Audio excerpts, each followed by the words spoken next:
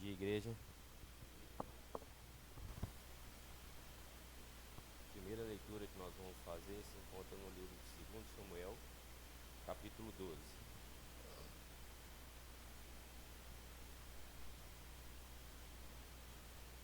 2 Samuel, capítulo 12, versículo 1.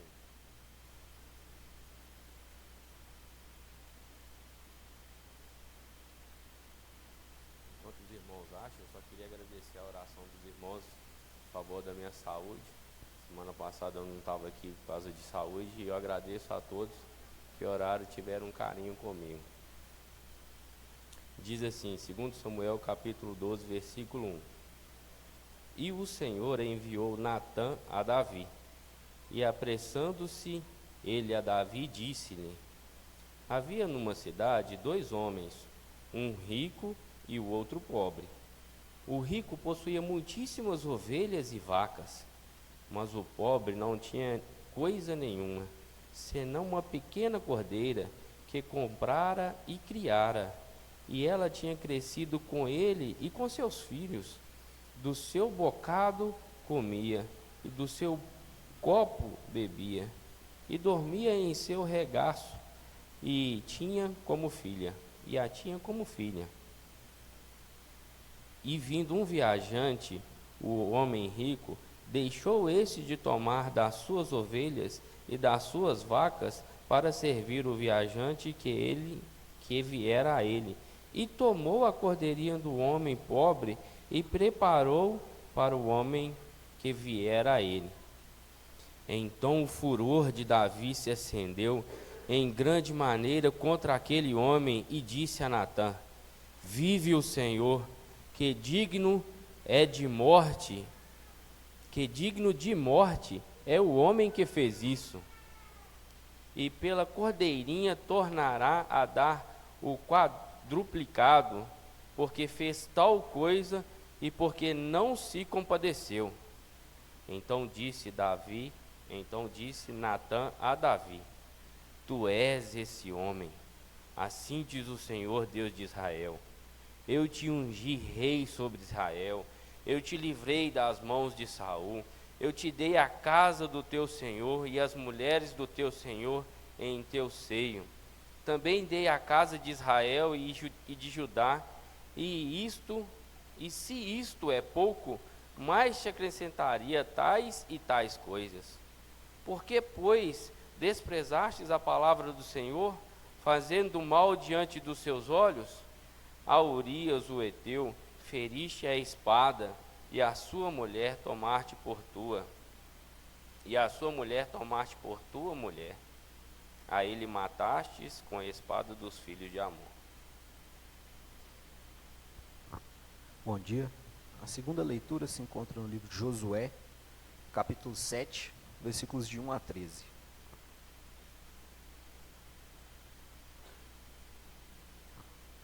Josué, capítulo 7, versículos de 1 a 13. E transgrediram os filhos de Israel no anátema, porque Acã, filho de Carmi, filho de Zabdi, filho de Zerá, da tribo de Judá, tomou anátema, e a ira do Senhor se acendeu contra os filhos de Israel. Enviando, pois, Josué de Jericó alguns homens a Ai, que está junto a Bet-Avém, do lado do oriente de Betel, falou-lhes, dizendo: subi e espiai a terra. Subiram, pois, aqueles homens e espiaram a Ai.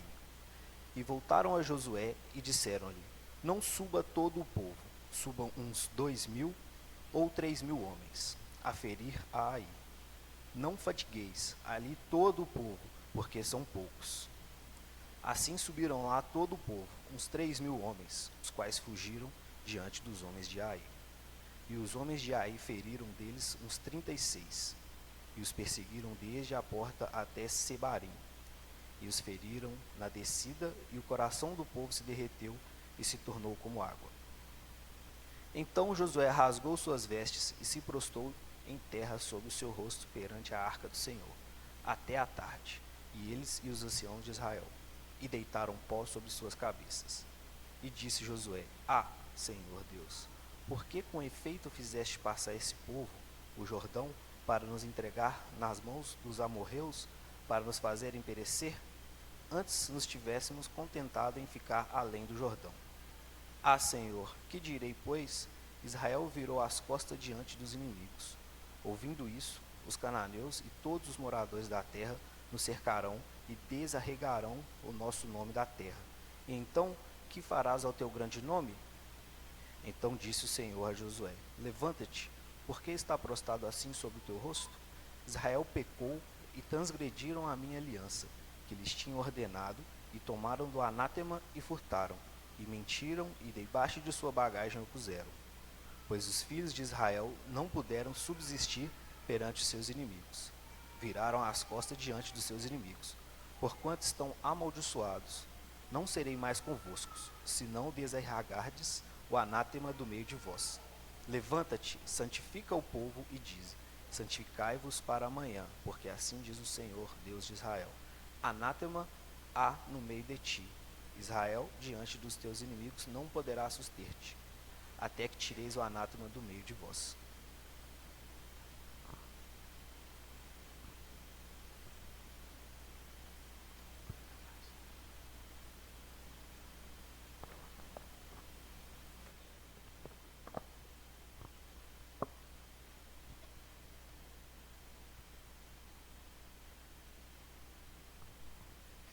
Bom dia para todos. O som tá bom. Sejam todos bem-vindos. Sua presença é encorajadora. Adorar e servir a Deus com poucas pessoas é muito bom.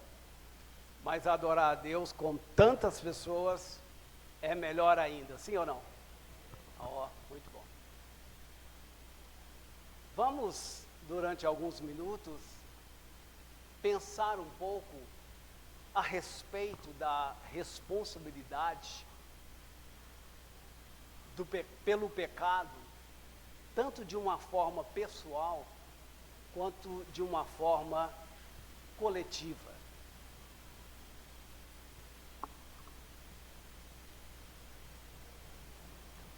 Bem-aventurado o homem a quem o Senhor não atribui iniquidade,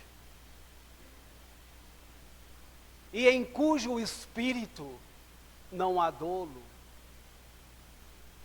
Enquanto calei os meus pecados, envelheceram os meus ossos, pelos meus constantes gemidos, todo dia. Palavras de Davi. Os loucos zombam do pecado. Palavras do seu filho Salomão. No século XVI, havia inúmeros reformadores, porque imperava a religião católica no planeta inteiro. E do meio dos católicos saiu um homem formado no seminário dos católicos. E ele é mundialmente conhecido. O nome dele é Martim Lutero. O Papa da época, no século XVI, ele perseguiu o Lutero, porque Lutero estava ensinando tão somente as Sagradas Escrituras. E ele foi tido como herege. E os hereges, naquele século, eles eram mortos na guilhotina, queimados. E existia muitos reformadores, muitos homens que também pensavam como Lutero. Mas com Lutero foi o ápice da reforma, conhecida como a Reforma Protestante. E o Papa queria matá-lo. E o Henrique VIII, rei da Inglaterra, que não era muito amigo do Papa, ele protegeu Lutero. E o Papa procurou Lutero nos 4 cantos do mundo e não o encontrou. Não porque o rei Henrique VIII estava protegendo, mas é porque o próprio Deus o estava protegendo. E sabe uma coisa interessante que Lutero falou? No tocante ao pecado, ele disse: eu tenho mais medo do meu coração do que do Papa e dos seus cardeais. Que consciência, hein? Que consciência. Oro a Deus que o Espírito Santo nos ajude a sair daqui hoje com essa consciência.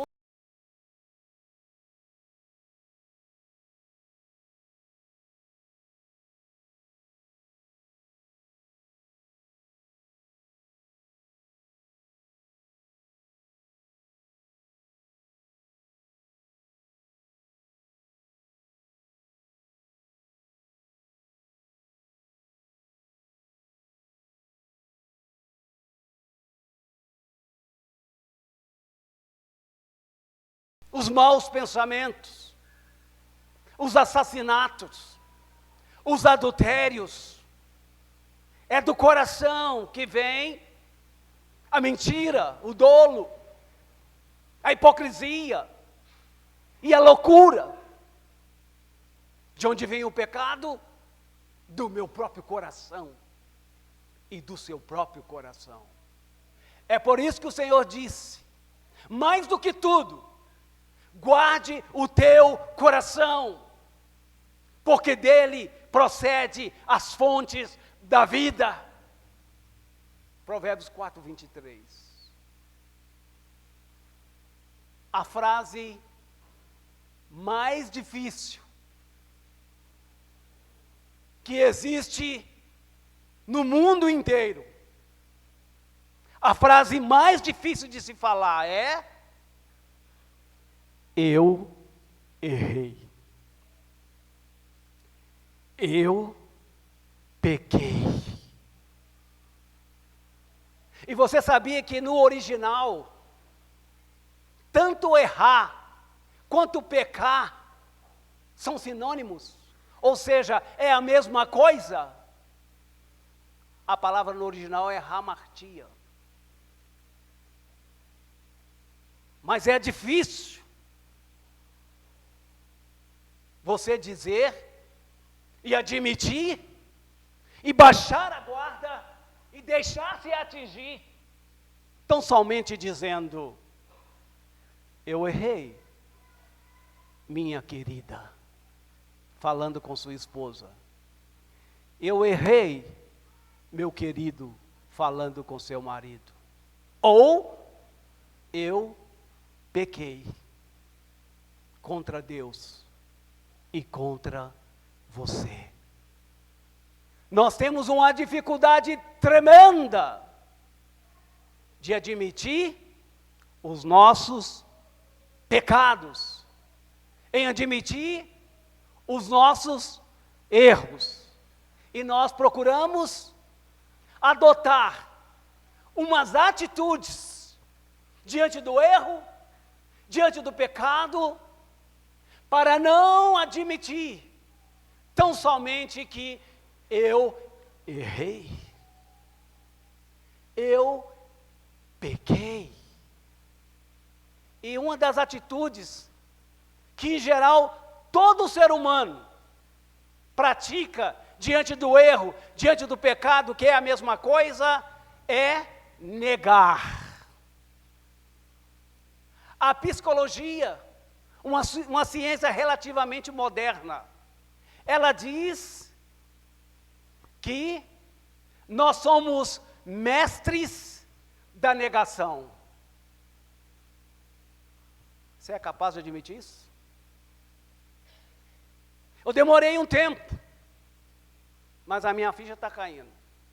Eu, como ser humano, pecador, errático, eu tenho procurado admitir para as pessoas quando eu erro, para as pessoas quando eu peco.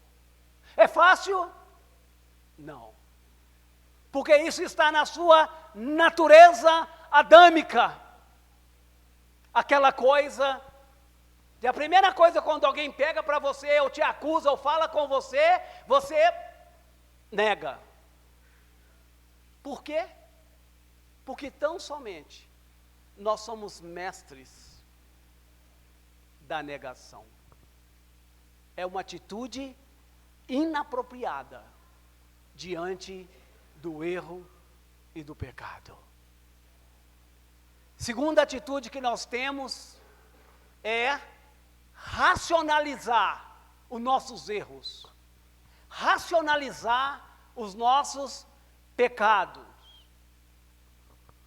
E nós queremos explicar. Pode acreditar. Várias vezes minha esposa me pegou nos erros, nos meus pecados, e minha esposa veio falar comigo, e eu falei, deixa-me te explicar. E ela falou, você só quer explicar? É verdade, é difícil. É fácil não, difícil mesmo. Porque esta é uma tendência humana recorrente. Erramos, pecamos, e ao invés de nós admitirmos, nós queremos dar uma explicação. Porque o nosso orgulho é tamanho.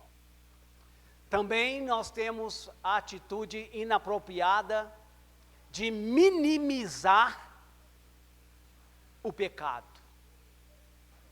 Minimizar. Uma prática muito comum em nossos dias é quando um rapaz está namorando uma moça e ela vai dormir lá na casa do sogro, na casa da sogra, e chega lá, eles falam, vocês dois podem dormir nesse quarto aqui, passa a noite aí vocês dois.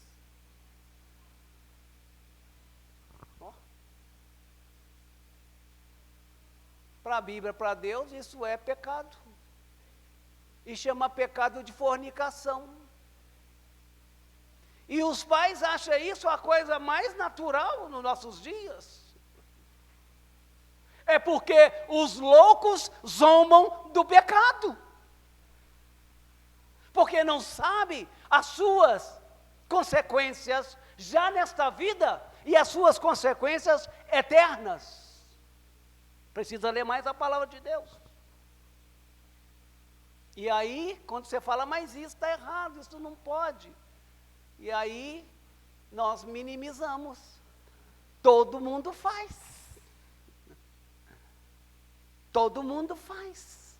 Se todo mundo faz, já não é mais errado, porque todo mundo faz. E quantas coisas que todo mundo está fazendo? E a resposta, você para o seu filho, sua filha quiser fazer isso, mas eu não sou todo mundo. Sua mãe não é todo mundo. Você também não é todo mundo. E o rapazinho aqui não é todo mundo. Desse portão para dentro vai ser assim. Daí para fora você presta conta à autoridade e presta conta a Deus. E por fim, nós temos uma atitude inapropriada diante do pecado, do erro, de cauterizar a consciência. Tipo assim, sofrer uma amnésia. Amnésia é uma perda de memória por questões físicas, por questões emocionais. Há uma perda de memória. Então você sofreu uma amnésia. E foi exatamente isso que aconteceu com Davi, como nós vamos ver. Às vezes você comete os erros e tal, e machuca pessoas ao seu redor, né? E Deus fica lá esperando a sua atitude de arrependimento, de mudança, de admissão da culpa, do erro. Mas você sofreu uma amnésia. Você está tão acostumado em fazer a mesma coisa que a sua consciência, ela já não dói mais, porque você cauterizou sua consciência. E cauterizar, você sabe que é queimar, né? Faz isso muito nas narinas, quando está sangrando e tem uns problemas, eles vão lá e dão uma queimada, uma cauterizada, e aí você, com o tempo, nem sente aquela região mais. Você toca lá e não sente, porque foi cauterizada. Cauterizar a consciência é isso. É quando eu continuo mentindo, e eu acho que mentir não é pecado. Embora Apocalipse 21, versículo 8 diz que os mentirosos, eles vão para o lago que arde com fogo e enxofre. Mas a mentira já não mexe mais com você. E você mente descaradamente. E a sua esposa não aguenta mais. E seu marido não aguenta mais. E você não é confiável. E o seu casamento está arruinando. Porque a mentira para você é um caso de amnésia. Você vai ter que dar um jeito de descauterizar a sua consciência. Foi o que aconteceu com Davi, não é mesmo? Isso aconteceu com um homem de Deus. E isso pode acontecer com qualquer um de nós que somos homens de Deus. E vocês, irmãs, que são mulheres de Deus. Todos nós somos passivos desses erros. E Deus quer falar isso com você hoje nessa manhã. E eu fiquei relutante de tratar de um assunto tão banal. Banal mesmo? Eu estou enganado. Eu estou enganado em muita coisa. Mas Deus quer que eu fale isso com você nessa manhã. Igreja, abra o seu coração. Isso aconteceu com Davi em relação à família de Urias. Urias era um guerreiro de Davi, que ajudava a vencer as batalhas para o povo de Israel. E um dia, Davi, ele estava lá no terraço do seu palácio, e ele então viu uma mulher tomando banho. E isso para nós homens é o fim da picada, né? Não sei que ideia dessa mulher tomar banho lá. É culpa dela? Não sei, não vou entrar nessa questão. Mas estava lá tomando banho, e o negócio é meio complicado. E o Davi estava lá. E o Davi, então, mandou buscar esta mulher, e ele a possuiu. Teve relações sexuais com ela. E aí ele ficou sabendo que ela era a esposa de um dos seus guerreiros, Urias. Davi, então, mandou uma carta para Joabe, o seu comandante do seu exército, e fez um plano que fatalmente daria certo. Coloca Urias na frente da batalha, onde o lugar estiver mais pegando, você põe ele lá. Davi sabia que fatalmente Urias morreria. E a Betseba ficaria viúva, livre, para casar. Então, foi isso que Joabe fez. E aí, Urias morreu na frente da batalha.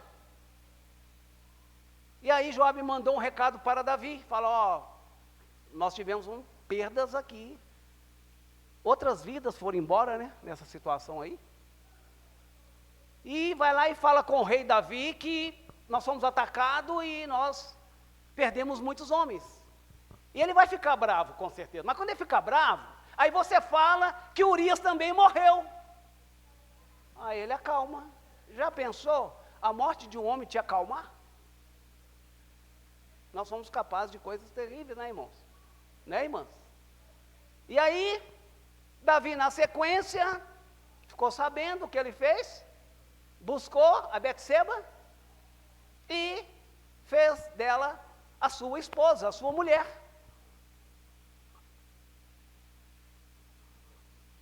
E o Davi, então, ele cometeu um pecado, uns pecados em séries. E é sempre assim. Quando a gente comete um erro, quando a gente comete um pecado, geralmente não é um só, não. É como o elo de uma corrente. Um vai grudando no outro. E veja o caso de Davi. Davi, ele deveria estar na frente de batalha com seus soldados. Era época de guerra. Mas o Davi, ele estava ocioso em casa. Ele estava curtindo uma preguiça. A preguiça é uma desgraça. Quando ela te ataca, meu amigo, é difícil de levantar para trabalhar, hein? Oh. Depois do almoço, então, eu e a Ariana, a gente comenta dessas coisas, já tem uns anos, né, meu bem? E eu arrumei um jeito de vencer a preguiça, eu queria te ajudar a vencer a preguiça. É simples, é de graça, tá bom? Às vezes eu estava lá, a Ariane chegava para mim, querido, lava as vasilhas para mim. Aí eu falei, querido, estou numa preguiça aqui e tal. E ela já sabia de umas teorias que eu criei, que inventei para vencer a preguiça. E a minha teoria, sabe qual era, vencer a preguiça? Por incrível que pareça, funcionava. Eu dava um grito assim, sai preguiça! Oh, desculpa aí. Desculpa. Não queria te machucar. Nem eu sabia que eu ia sair tão forte. É que eu imaginei falando lá em casa como é que era. E aí, a Arianezinha pecadora e manipuladora chegou para mim e falou assim, querido, lava as vasilhas para mim. Eu falei, querido, eu estou com preguiça. Falou, dá aquele grito seu. Não vou gritar de novo. Desculpa mais uma vez aí. Então, ela passou a me manipular. Mas o ponto é que eu venci. E eu sinto preguiça, como você, meu irmão, minha irmã. Mas esse grito funciona. Porque a maneira que você resolve os seus problemas emocionais é exercendo o seu poder racional. Você fala, você tem autoridade. E a preguiça foge de você, vai embora. Então Davi estava ocioso, preguiçoso, quando devia estar na frente de batalha. Mas eu não estou condenando Davi, que eu também tenho minhas preguiças, né? Já falei. Segundo, Davi, ele cometeu um adultério. Terceiro, Davi cometeu alguns assassinatos, especialmente, é duro dizer isso, né? Urias.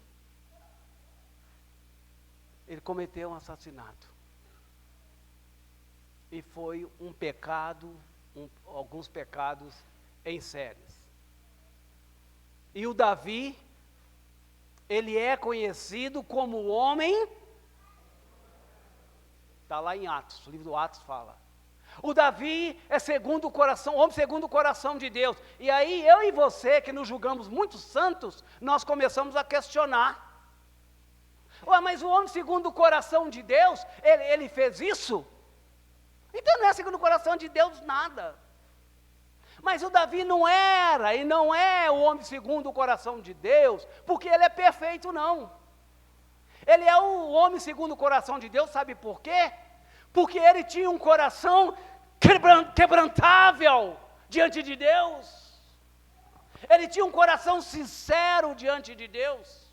E ele conseguiu pronunciar a frase mais difícil do mundo, porque quando o profeta Natan chegou nele e disse, contou aquela historinha, porque ele estava com amnésia, né? Então aquela historinha lembrou ele. Quando caiu a ficha dele, ele disse, eu pequei contra Deus.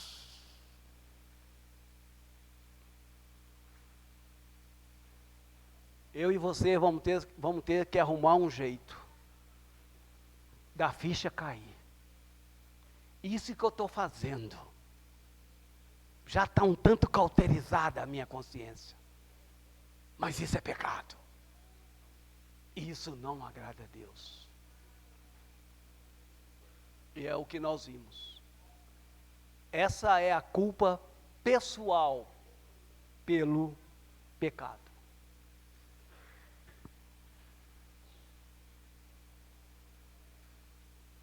Eu estou num profundo dilema.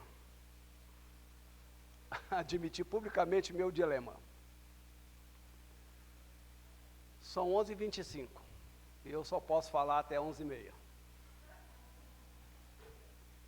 E eu tenho que tratar com a igreja a respeito da responsabilidade coletiva. Essa coisa é meio absurda, né? Mas... E aí? Vamos deixar para a próxima oportunidade a segunda parte? Vamos ficar só na primeira parte, que é o pecado pessoal? Tá bom? Nós somos muito pecadores, nós não vamos aguentar mais. Obrigado, meu querido.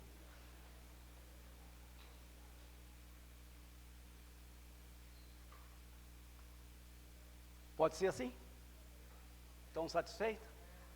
Não, então não? Queria ouvir mais? Disseram-me que é melhor você ir embora com vontade de comer mais doce do que você se lambuzar de doce. E eu vou ficar com essa teoria. Que Deus me permita, pela graça dele, eu fazer isso aqui, tá bom? Tá bom. Mas eu vou ficar só nessa primeira parte hoje. Vamos tratar da segunda em outra oportunidade.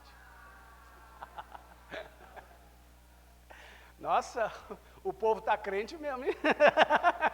Achei que o povo, oba, acabou cedo. O povo está querendo. Louvado seja Deus. Por favor, deixe-me terminar. O desafio para essa semana, para mim e para você, mas leva a sério, esforce por favor. Medite sobre as suas atitudes diante dos seus erros, diante dos seus pecados.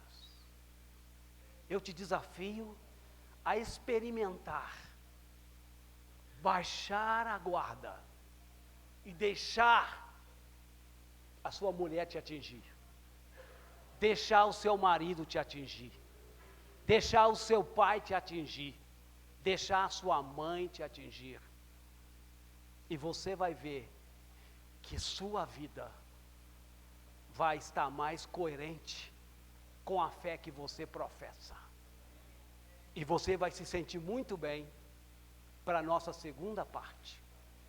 Porque Deus, Ele está chamando esta igreja para o arrependimento.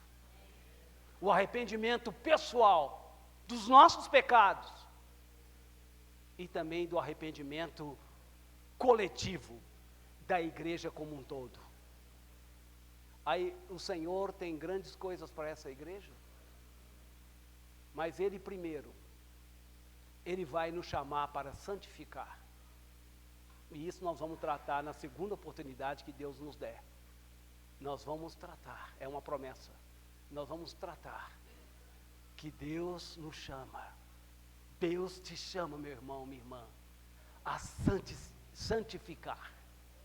Sede santo, porque eu sou santo. E isso começa essa semana, comigo e com você. Igreja, vamos pôr de pé na presença do Senhor e nós vamos fechar. Eu queria pedir os nossos cantores, o Igor e o Wesley, que nós pensássemos em um cântico que fala sobre pecado. E isso foi a queima-roupa, e eu peço desculpa aí, mas é um cântico assim. Será que teríamos? A igreja sugere um pecado para nós cantarmos aí sobre pecado. Eu perdi do pecador. Todo mundo conhece, né? Então tá bom.